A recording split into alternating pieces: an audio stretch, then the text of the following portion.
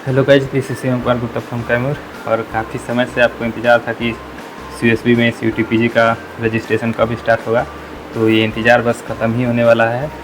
CUSB बहुत जल्द ही registration start करने वाली है। तो चलिए इसी को आज समझाते हैं कि एडमिशन प्रोसेस क्या होने वाला है, किस प्रक्रिया से आपको होकर गुजरना पड़ेगा एडमिशन के लिए, ताकि फाइनली आप central university of south Bihar में एडमिशन ले लें।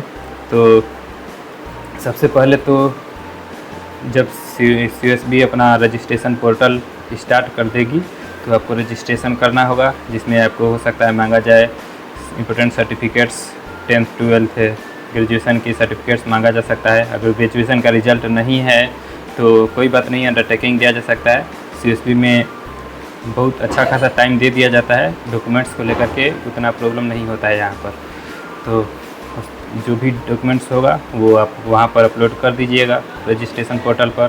हो सकता है OBC NCL मांगा जाए या फिर कास्ट सर्टिफिकेट, जो भी हो। तो अच्छा रहेगा कि आप अभी बनवा लें, वरना अभी रजिस्ट्रेशन मतलब ऑनलाइन कीजिएगा तो थोड़ा टाइम लग जाएगा।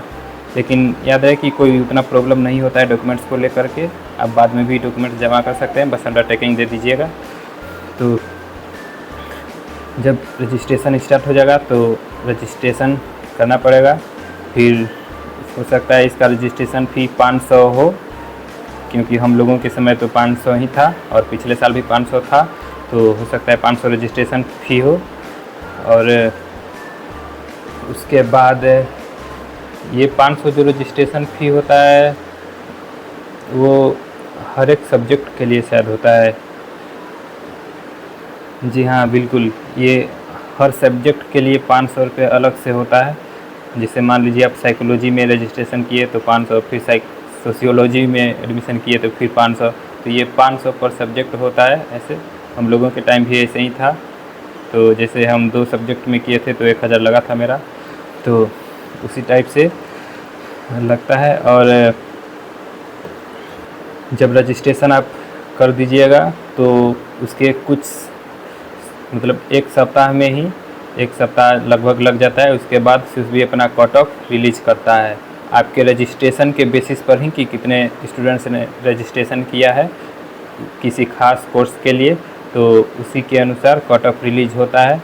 तो फिर उसके बाद आप कट ऑफ देख करके, अगर आपका कट ऑफ के आसपास होगा, कट ऑफ से पार मार्क्स होगा, तो फिर आपको एडमिशन के लिए पेमेंट करना होगा उसी समर्थ पोर्टल पर जिस पर आप रजिस्ट्रेशन किए होंगे, क्योंकि ये समर्थ पोर्टल पर ही रजिस्ट्रेशन वगैरह सब कुछ होता है।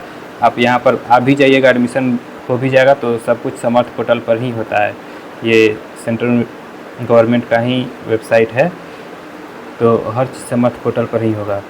कट ऑफ रिलीज होने के बाद जिनका कट ऑफ से पार मार्क्स होगा या फिर कट ऑफ इतना होगा, तो उनको समर्थ पोर्टल पर ही पेमेंट लिंक एक्टिवेट कर दिया जाएगा। तो जिनका पेमेंट लिंक एक्टिवेट हो जाएगा समर्थ पोर्टल पर, आप रजिस्ट्रेशन का जहाँ करेंगे वहाँ पर लॉगिन कीजिएगा, तो वहाँ पर दिख जाएगा, मेन पेज पर ही दिख जाएगा पेमेंट के लिए। तो आपको फिर वहाँ पर पेमेंट करना होगा। तो जब आप फाइनली पेमेंट कर दीजिएगा, देखिए यहाँ पर पेमेंट हर सब्जेक्ट के लिए करना होगा। मान लीजिए आपको 2 सब्जेक्ट में रजिस्ट्रेशन किए हैं, साइकोलॉजी और सोशियोलॉजी में, तो दोनों में ही पेमेंट लिंक एक्टिवेट हो गया। अगर कट ऑफ पार हो गया तो दोनों का पेमेंट लिंक खुल जाएगा। तो आपको दोनों में पेमेंट करना होगा एडमिशन के लिए, तभी जा कर के फाइनल मेरिट लिस्ट में आपका नाम आएगा। तो उस समय आपको जिस भी सब्जेक्ट में आपको एडमिशन लेना होगा उसमें पेमेंट कीजिएगा।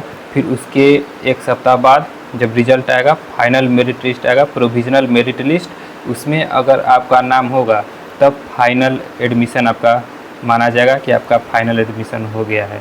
अगर उसमें वेटिंग लिस्ट में नाम आ गया तो ये नहीं माना जाएगा कि आपका फाइनल एडमिशन हो गया है, बल्कि अगर आगे चल के वेटिंग लिस्ट कन्फर्म होता है तब आपका कन्फर्म होगा एडमिशन। तो दिक्कत यह है कि जब आपका पेमेंट लिंक एक्टिवेट होगा रजिस्ट्रेशन में, तो उन लोगों का भी एक्टिवेट हो जाता है पेमेंट लिंक जिनका कट ऑफ पार नहीं हुआ होता है या फिर आसपास होता है। हम पिछले बार से ही मतलब अब तक देखते आ रहे हैं कि कट ऑफ थोड़ा लो ही कर देते हैं ये लोग, ताकि पेमेंट लिंक एक्टिवेट हो जाए। और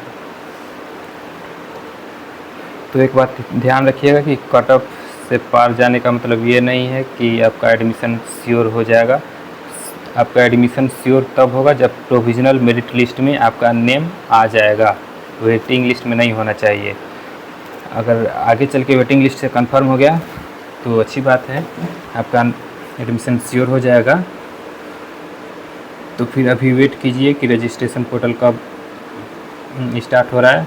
जहाँ तक हमारा उम्मीद है बहुत जल्द स्टार्ट हो जाने वाला है, और उसके बाद लगभग 7 दिन के अंदर कट ऑफ भी आ जाता है। और फिर मेरिट लिस्ट में थोड़ा सा टाइम लग सकता है, क्योंकि आपका जब आइएगा तो एडमिशन तो होगा शायद जुलाई में। यहाँ पर कुछ ऑफलाइन सिस्टम नहीं है, सब कुछ ऑनलाइन ही होता है। ऑनलाइन ही आपका एडमिशन होगा।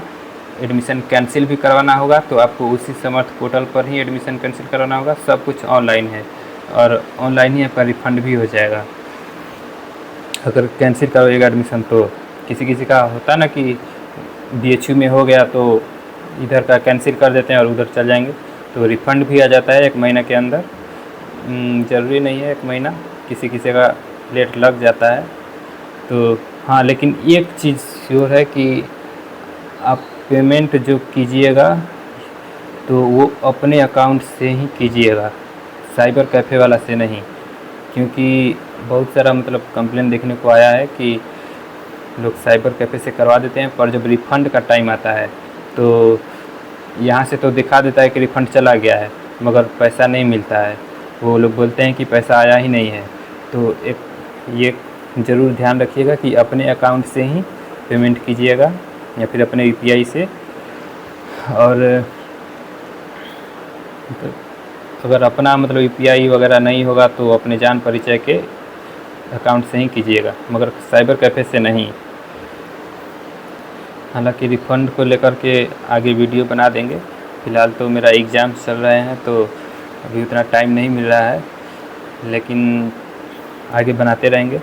फ़िलहाल आप लोग एक काम कर सकते हैं कि मेरा व्हाट्सएप चैनल ज्वाइन कर सकते हैं, फ्री ऑफ कॉस्ट है वहाँ।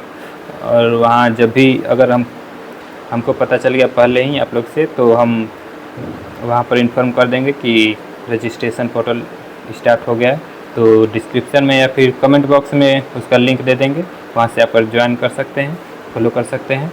वहाँ पर ऑलरेडी बहुत सारा कट ऑफ शेयर कर दिए हैं हमने, जैसे बहुत सारे कोर्स का, LLM का, और बहुत सारे PG का कोर्स का कट ऑफ शेयर कर दिया है, M.Ed का वगैरह का।